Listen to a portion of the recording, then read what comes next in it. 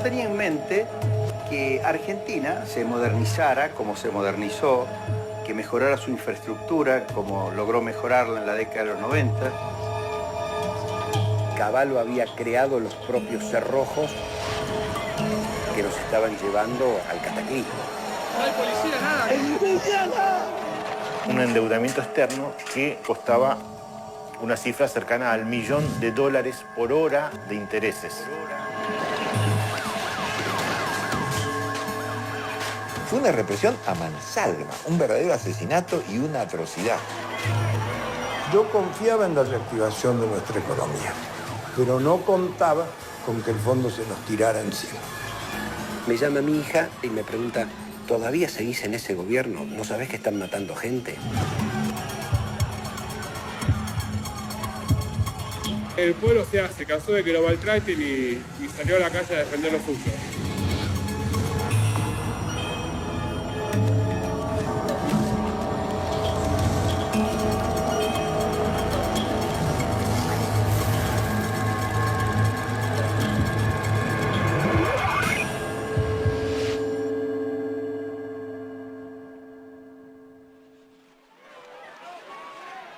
Muchos lo predijeron, aunque pocos se imaginaron sus proporciones. En diciembre de 2001, la Argentina enfrenta una crisis económica, política y social sin precedentes. Tras varios meses de desconcierto, inflación y desempleo, los días 19 y 20, el pueblo argentino se vuelca masivamente a las calles para expresar su descontento. Era una crisis que parecía tener soluciones rápidas, aunque sí, raíces muy profundas e impredecibles consecuencias. La crisis tenía más de 2 décadas gestándose para 1989. Cuando Carlos Menem asume la presidencia de la nación, la Argentina ya padece de un grave proceso inflacionario. Durante 45 años, Argentina había sufrido de alta inflación, incluso de hiperinflación. El fenómeno afectaba a trabajadores, comerciantes y pequeños empresarios por igual. Era un infierno comercial, no había referencia, no había parámetros. Era una cosa que iba dando vuelta y no sabíamos dónde iba a terminar. En 1991, el presidente Carlos Menem incorpora como ministro de Economía a Domingo Cavallo, quien implementa una medida que frena la hiperinflación, la ley de convertibilidad, que fija el valor de la moneda local con el de una más estable, el dólar. En 1992, los australes son reemplazados por el peso. La convertibilidad fue un sistema monetario que se creó para restablecer condiciones de estabilidad en la economía argentina. Lo que se veía habitualmente en la caja del banco era venir, abrir la caja de ahorro en dólares y pasar de la caja de ahorro en pesos a la caja de ahorro en dólares. Pero todo un movimiento virtual. Convertibilidad significa que usted elige en qué moneda quiere firmar sus contratos. 2/3 de los contratos entre particulares y en los activos y pasivos del sistema bancario estaban denominados en dólares, es decir, en una moneda extranjera. No había una suficiente reserva para todo lo que estaba en pesos tenerlo en dólares. Claro, como se permitía el 1 a 1, pasaba todo de peso a dólares. Pero yo jamás había visto semejante cantidad de dólares a disposición del público. No sé si en el Banco Central habría, creo que no. Pero en las cajas jamás había esa cantidad de dólares para entregar. Yo tenía en mente que Argentina se modernizara como se modernizó, que mejorara su infraestructura como logró mejorarla en la década de los 90. La convertibilidad fue una solución pasajera, pudo haber durado 3, 4 años y después salirse de la rigidez del 1 a 1 para convertirse en otra cosa, no se hizo.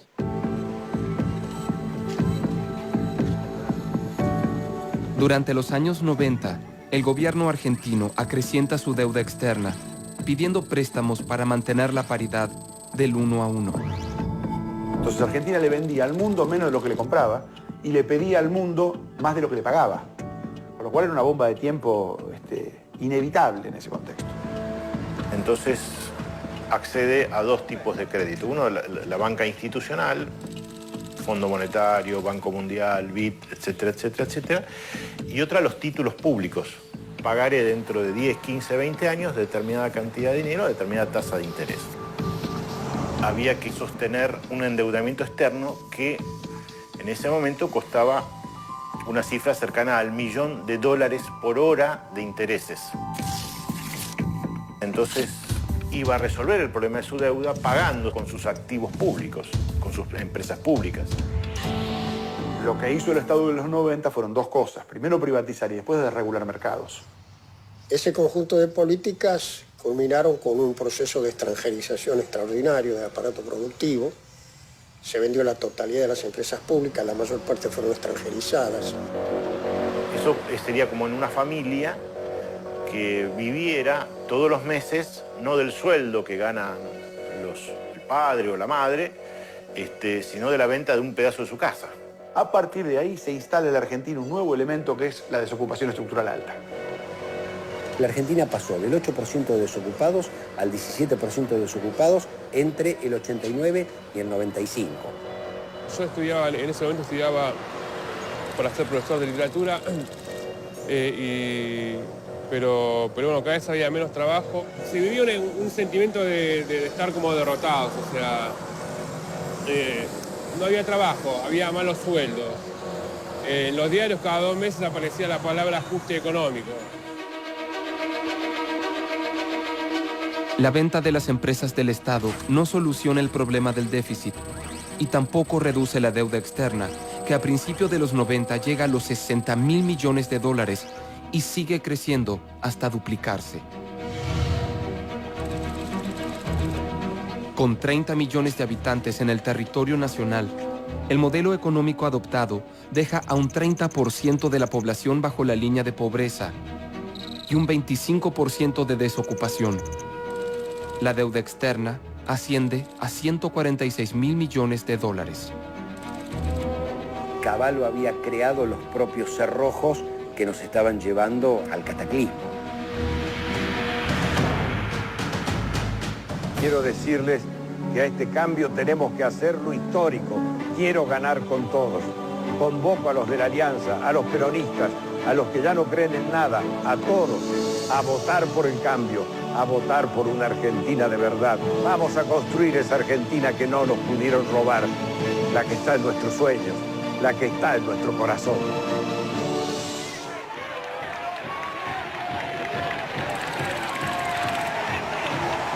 Fernando de la Rúa, candidato de la Unión Cívica Radical y en alianza con otros partidos políticos, gana las elecciones presidenciales y comienza su mandato en diciembre de 1999. Carlos Saúl Menem le coloca la banda al señor presidente de la Nación, doctor don Fernando de la Rúa. Luego estaba convencido que, llegando con una alianza a la presidencia, dejaríamos atrás 10 años de justicialismo, el que representó Menem, y solucionaríamos los problemas sociales heredados, y se podrían resolver los problemas económicos, la deuda externa. Para esto se necesitaba un impulso de crecimiento. Saludo en ustedes a todos los argentinos que a lo largo y lo ancho del país quieren vivir un tiempo mejor. Cuando nosotros nos hacemos cargo, el gobierno que preside el doctor de la Rúa, recibimos lo que podía llamarse un globo inflado con un gas letal. El que pinchaba ese globo, luego iba a ser muy difícil administrar el país. Y esto es lo que sucedió. Nos merecíamos empezar el nuevo milenio con un presidente honesto como Fernando de la Rúa. En esta histórica plaza sabíamos que era muy difícil. Llevábamos 10 años denunciando lo que iba a pasar con la política de Menem. Argentina empezaba a ser mal vista y veníamos a remediar eso, a intentar remediar. De una deuda pública fenomenal, deuda pública externa también muy difícil. Y el anclado del dólar peso 1 a 1, que significó en su momento un hallazgo para terminar con la inflación, pero que después fue dramática para la gestión pública. La gente no quería salir de la convertibilidad, pero yo decía, la convertibilidad es como un cerrojo, estamos 1 a 1, no tenemos flexibilidad. Sostener la convertibilidad implica mantener el nivel de reservas de dólares acorde al circulante en pesos. El gobierno de la Alianza continúa pidiendo préstamos al FMI, engrosando aún más el valor de su deuda. El fondo tiene el rol o la obligación de ir contra el viento. Cuando el viento va en una dirección, el fondo tiene que venir con la ayuda del Banco Interamericano, la ayuda del Banco Mundial, incluso de los países, a prestar plata para que la crisis no sea tan grave. El fondo acompañó las políticas neoliberales, respaldando incluso la apreciación cambiaria y apoyando la política durante mucho tiempo, porque de alguna manera los criterios del fondo son los criterios de los países centrales. Para refinanciar la deuda le imponen condiciones muy severas. El ajuste, desde luego, hay que hacerlo porque hay que equilibrar las cuentas. No hay ningún país puede vivir más allá de sus propios medios. Tiene que vivir con lo propio y después, desde luego, tomar deuda en la medida en que la pueda pagar. Para poder solventar la deuda, el ministro de Economía impulsa la ley de flexibilización laboral, que significa una importante baja en los salarios del sector público y en los valores jubilatorios. Fue una ley pedida por el Fondo Monetario Internacional. Es decir, el Fondo Monetario Internacional aconseja la flexibilización laboral, el salario a la baja en la Argentina, le exige a De la Rúa este tipo de leyes para sostener lo insostenible de la convertibilidad. Esto demuestra cómo eran los verdaderos poderes en Argentina, ¿no? Yo ganaba 250 pesos, me pagaban la mitad en negro y así todo era un tipo que estaba como agradecido, ¿viste? Porque si no era ahí, ¿a dónde iba a trabajar? Y en esa época no había ni siquiera gente en los colectivos, porque no había trabajo. Nuestra vida económica era normal, viviendo con mi madre, con mi hija. Y cuando vino todo este problema se me complicó bastante, porque en ese momento no tenía trabajo ni ella ni yo. Durante el debate en el Congreso, algunos senadores son acusados de recibir soborno para aprobar la ley de flexibilización laboral. Muy importante que el tema lo tome la justicia y que la justicia llame a los principales actores de este tema, a los protagonistas, e inicie la investigación y luego sea la propia justicia la que defina cuál es la situación real. El vicepresidente Carlos Chacho Álvarez renuncia a su cargo, agravando el escándalo y la crisis política del país y del gobierno de la Alianza. Algunas personas del radicalismo festejaban esa ruptura cuando en realidad fue el principio del fin del gobierno. Cuando las cosas no andan bien en la economía, todos los de un gobierno se ponen nerviosos. Hay tensiones, la gente te reclama. A este conflicto político se le suman las protestas sociales, derivadas de la crisis económica.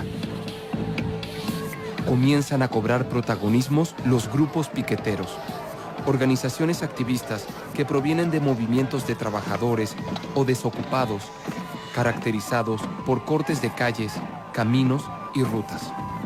En pleno avance el movimiento piquetero, creo que la primera acción urbana que hace con fuerza es en octubre del 2000, que cortamos la ruta una semana. 10.000 personas paralizaban el país por 6 días. No había trabajo. Los maridos se iban de la casa avergonzados porque no podían sostener su familia. Y a los pocos meses de andar el gobierno nos dimos cuenta que las cosas no sucedían, que lo que habíamos dicho no ocurría, que no estábamos cambiando nada. A medida que el gobierno avanzaba, el humor de la gente iba cambiando. Entonces llega el momento de afrontar los pagos de la deuda y no había recursos. Sin dinero para pagar la deuda externa, el gobierno apela a un nuevo préstamo de $40.000 millones mediante una operación llamada blindaje financiero. El resto del mundo ponía recursos para sostener el valor de la moneda y el equilibrio de la política económica. El gobierno lanzó una operación de captar fondos de personas que quisieran invertir en bonos argentinos de la Argentina. Le presto plata a la Argentina, los especuladores argentinos, los empresarios argentinos, esos dólares los toman y los giran al exterior. El blindaje sirvió para estafar a miles de ahorristas argentinos en bonos de la deuda externa argentina y que algunos financistas internacionales salieran del crédito argentino y se llevaran la plata para afuera. El blindaje es considerado un fracaso y se produce la renuncia del ministro José Luis Machinea, quien es reemplazado por Ricardo López Murphy. Las primeras medidas de López Murphy son fuertemente criticadas y pronto se disparan los rumores de una nueva renuncia y de un nuevo ministro. Estando yo en Santiago de Chile, llegan de la Rúa y López Murphy, y de la Rúa me dicen, mira, quiero que considere la posibilidad de ser vos el jefe de gabinete. Todos pensábamos que él, que había creado la convertibilidad, que tenía contactos internacionales y en el fondo podría sacarlo adelante. ¿Por qué de la Rúa lleva al ministro de Economía de Carlos Saúl Menem después de haber vociferado contra el gobierno de Menem? Había como un clamor de la opinión pública que se llamara Caballo. Lo traducían los diarios, lo mostraban las encuestas. Todo el mundo en Argentina decía que yo debía volver al Ministerio de Economía. Y la gente en la calle me paraba y me pedía que lo ayudara de la Rúa a sacar al país de esta situación. Si el problema es la convertibilidad, traigamos al padre de la convertibilidad que nos saque del pozo. Fui a Olivos y yo iba en el entendimiento de que íbamos a hablar de la jefatura de gabinete. No me acuerdo si Alfonsín o quién de los que estaban ahí dijeron, no, pero nosotros queremos que usted sea el ministro de Economía. Algunos lo veían como el Salvador y yo lo veía como el gran enterrador de la Argentina porque sabía que él venía a salvarle la plata a los banqueros.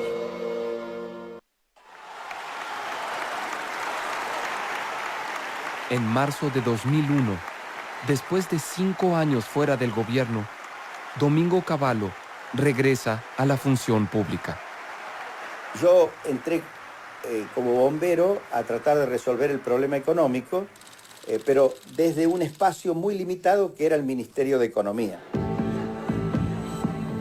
La primera medida económica tomada por Cavallo al asumir fue la creación del denominado megacanje.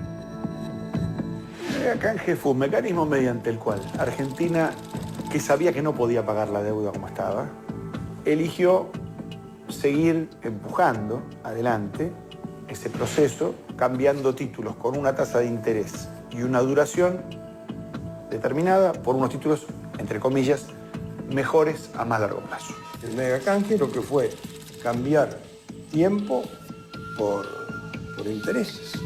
Pasamos de una tasa del 5% promedio de los bonos que teníamos a una tasa del 18%. Los mercados lo tomaron como un reconocimiento por parte del ministro de Economía de que había un problema de pérdida de competitividad de la Argentina. No reaccionaba la economía, porque los mercados estaban mal. Empezaron los mercados a pensar que podía haber algo así como la pesificación.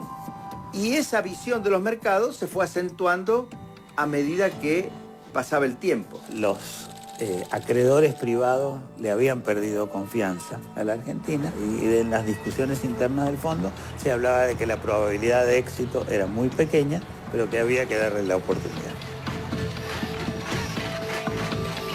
Cada vez más comenzaron a verse protestas en las calles contra la dependencia al FMI y las medidas económicas y sociales que no estaban dando resultados.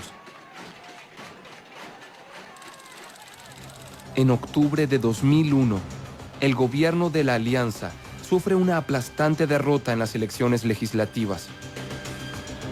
Los argentinos expresan en las urnas su malestar con la clase política a través del voto bronca. Esa derrota significó la ratificación de que estábamos en un terreno de degradación política muy fuerte, muy acelerado. Una derrota en la elección intermedia no debe significar la caída de un gobierno, porque si no, no hay sistema republicano que funcione. De la Rúa creía que alcanzaba con la formalidad de la democracia, que no iban a incidir otras fuerzas sociales, políticas, digamos que no lo iban a voltear. Cuando uno tiene el 80% del país en contra, en un país presidencialista como el nuestro, era muy difícil recuperar terreno. El gobierno de la Rúa se acerca a su segundo año debilitado, sin vicepresidente y sin apoyo popular. El Ministerio de Economía se esfuerza por conseguir el apoyo de un FMI cada vez más duro, representado por la economista norteamericana Ann Krueger. La señora Krueger era muy dura. Ella decía, lo único que hay que hacer, como yo lo escuchaba, es devaluar. Ella imaginó que cuando un país no podía pagar sus deudas, tenía que tomar una serie de pasos. El primero era poner control de cambios.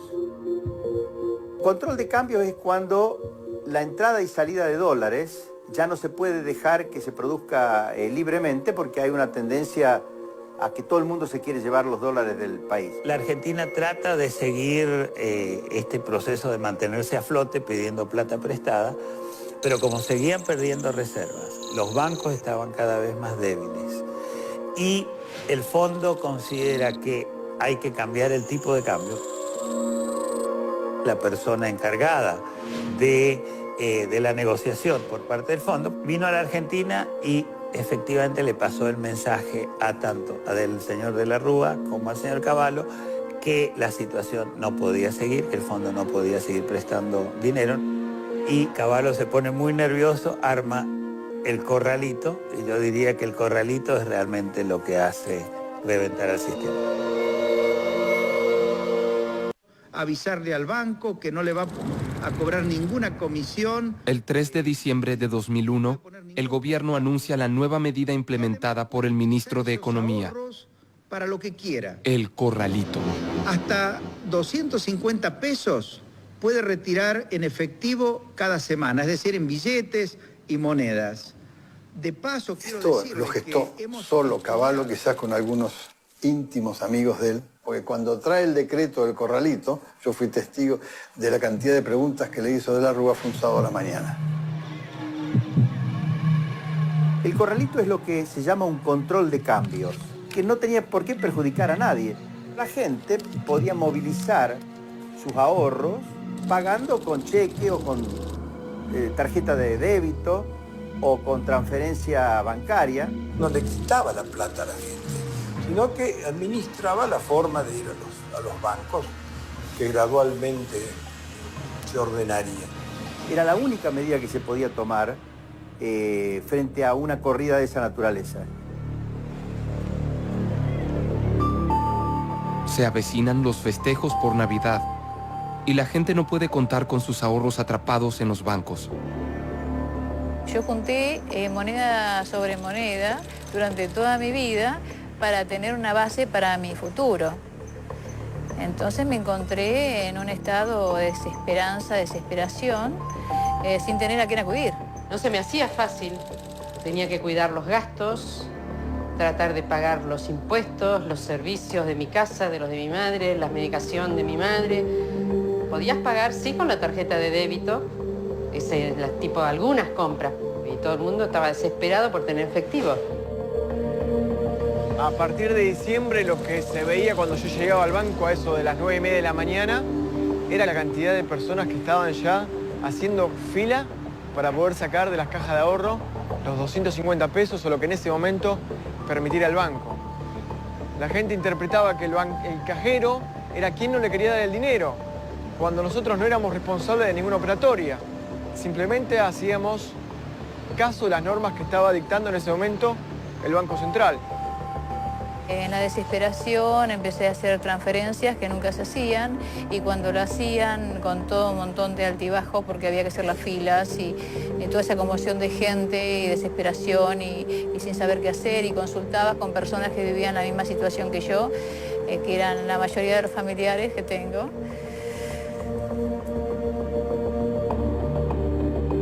En los primeros días de diciembre del 2001, yo me acuerdo haberlo conversado con amigos, había dicho, yo siento una tensión en el aire monstruosa. En el momento en que un policía le dé un palazo a una viejita, esto salta por el aire. Con estas medidas de ajuste empiezan a verse los primeros reclamos y saqueos.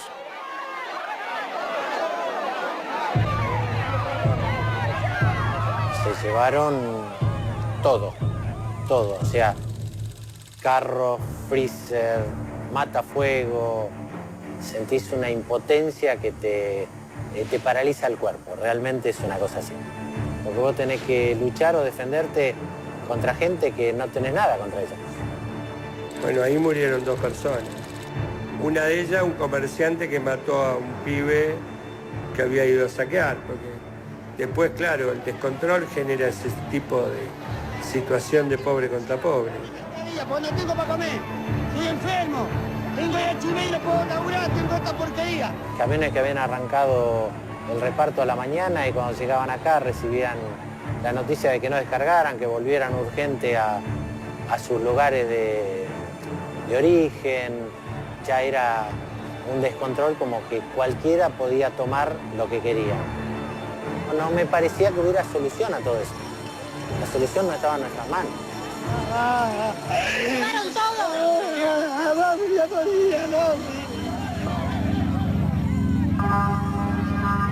El debilitado gobierno no puede calmar el estallido. El mismo miércoles 19, el presidente de la Rúa toma una de las decisiones más polémicas de su gobierno. Han ocurrido en el país hechos de violencia que ponen en peligro personas y bienes y crean un cuadro de conmoción interior. Quiero informarles que ante eso he decretado el estado de sitio en todo el territorio nacional.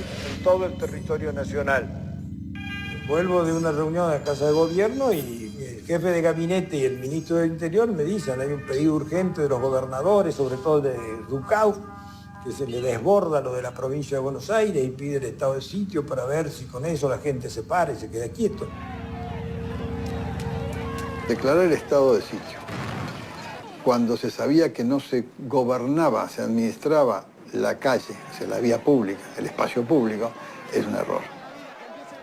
Fue una medida simbólica, no para implementarla en el sentido de privar el derecho de reunión, ni restringir libertades, ni nada.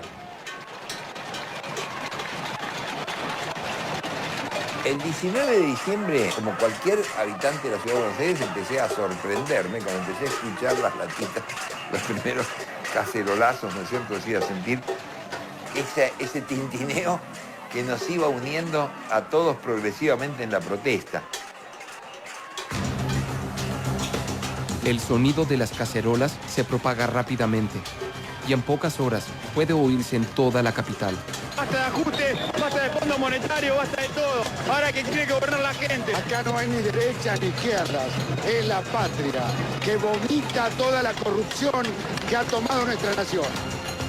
Cuando me percato que la gente salía a la calle, yo también salí. Con una taza de acero y una cucharita.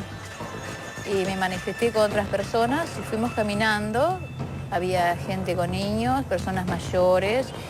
Y seguí caminando hasta llegar prácticamente a la Casa Rosada.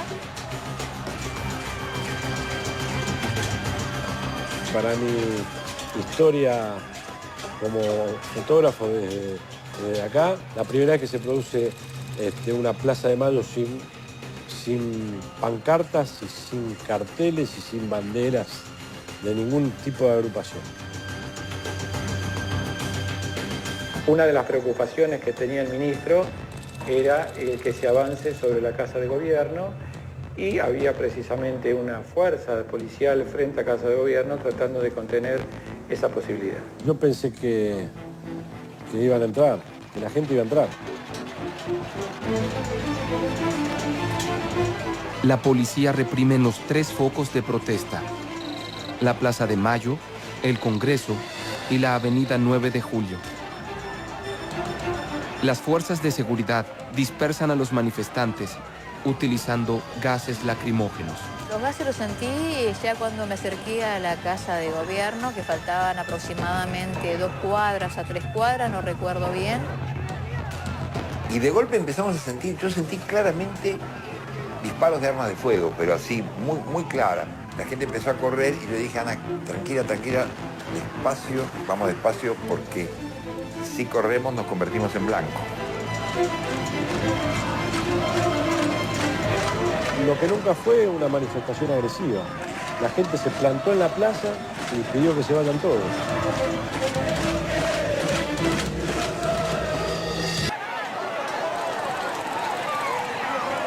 Mientras la Plaza de Mayo se carga de tensión, una muchedumbre se concentra frente a la casa del ministro de Economía, Domingo Cavallo. La sociedad lo que estaba pidiendo era la renuncia del ministro de Economía. Comunica salida, digamos, abrir la puerta. Esto era una caldera que no tenía ninguna posibilidad de fuga. Esa noche vi en la televisión que me habían pedido la renuncia. Lo llamé a De la Rúa y De la Rúa dijo, no, hablamos mañana. Dice, eso es alguien que lo ha lanzado. Bueno, entonces yo me fui a dormir y a eso de las 6 de la mañana me llamó Armando Caro Figueroa para decirme que De la Rúa le había dicho sí, que efectivamente me estaba pidiendo la renuncia. Él mismo me llamó, diciendo que renunciaba. Era inviable seguir.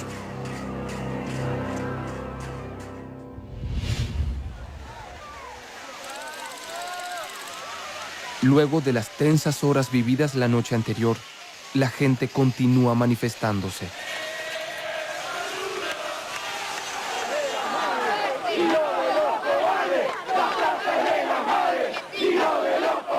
La gente llegaba con camionetas, con autos, a pie, cacerolas, chicos, carritos de bebé, todo, ¿no? Todo el mundo igual venía y se concentraba en la Plaza de Mayo. Y yo dispuse, en principio, cerrar de pared a pared a la altura de la pirámide de Mayo, todo ese sector de la plaza, para evitar desmanes y cualquier tipo de circunstancia que pudiera alterar el orden. Llegamos por diagonal hasta Plaza de Mayo y que bueno, estaba además de vallada, estaba muy bien custodiada, ¿no? O sea, tal es así que quisimos entrar y ahí nos corrieron un par de metros largo la montada repartiendo bastonazos. A partir de las 2 de la tarde empiezan a llegar en ómnibus contingentes mandados para acelerar episodios de violencia. Y ahí es donde se producen choques que se descontrolan. Con la caballería empecemos a barrer y de hacer la caballería, la infantería. Vamos a hacer respetar el estado de sitio y que respetar de su actitud. Para el caso de sobrepasar para abajo. Por favor, gobernante, que barra lo que es el interior de la plaza con el personal demostrado. En un momento vemos que vienen 3 vehículos, 2 coches y una camioneta, frenan frente a donde estamos nosotros y empiezan a tirar, empieza a tirar, quiero salir corriendo.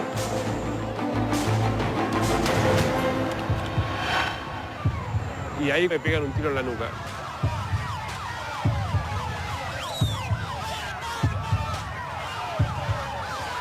Me llama mi hija y me pregunta, papá, ¿cómo estás?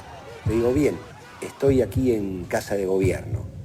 Me dice, ¿todavía seguís en ese gobierno? ¿No sabés que están matando gente?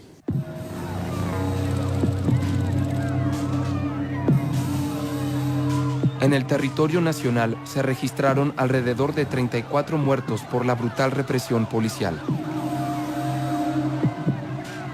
Yo me entero que hay muertos después, cuando ya estoy en Olivos, y me llama el secretario Matop desde el juzgado, la doctora Servina de Cubría. Me dice, lamentablemente, este es el cuadro. Y yo como jefe de policía transmito prevención. Cuando se llegan a eso, indudablemente, el mea culpa que uno puede hacer es que dice, falló la prevención. De ninguna manera mi gobierno quería muertos ni heridos. Eso para mí fue una tragedia muy dolorosa que estas cosas sucedieran. Me dirijo a cada dirigente, radical, peronista o de otros partidos, a acordar con el Poder Ejecutivo las reformas políticas que sean necesarias. Los convoco para conseguir la unidad nacional. Yo quise dejar el mensaje de un llamado a la unidad. Pero la respuesta fue irrespetuosa de algunos líderes justicialistas. Era una ingenuidad muy grande pensar que el peronismo iba a aceptarle a De la Rúa alguna suerte de acuerdo. Estaba tendiendo la mano y ellos en cambio agarraron el palo.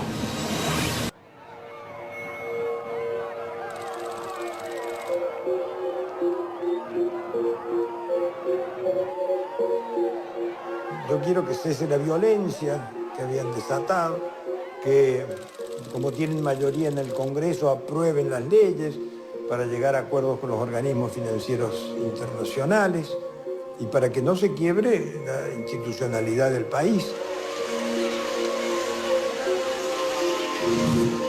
El clima de la Casa Rosada era un clima de desesperación, un clima de mucha confusión, un clima de mucha gente en los pasillos, un clima de órdenes cruzadas.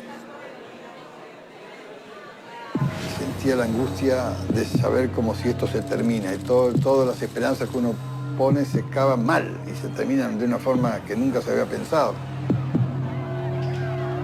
¿Qué iba a hacer yo? ¿Convocar al ejército para que impusiera el orden y sentarme sobre las bayonetas? No estoy para eso. Que sepan que la alianza... Un hombre que hizo toda una trayectoria política impecable, que no perdió prácticamente ninguna elección, que empezó de abajo, llegó a lo máximo que puede pretender un político y un ciudadano en la Argentina.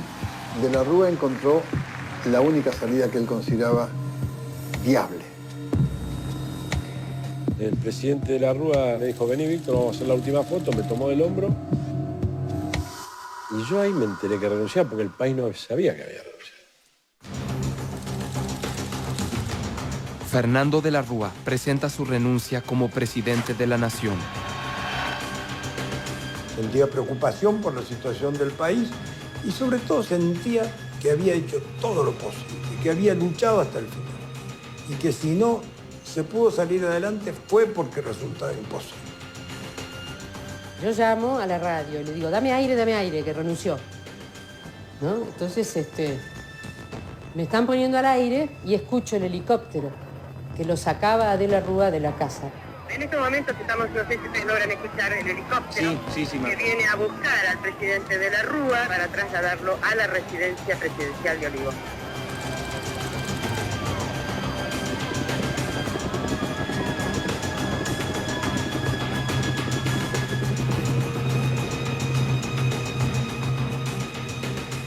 Veíamos gente incluso que lloraba en los despachos, en los pasillos, ¿no?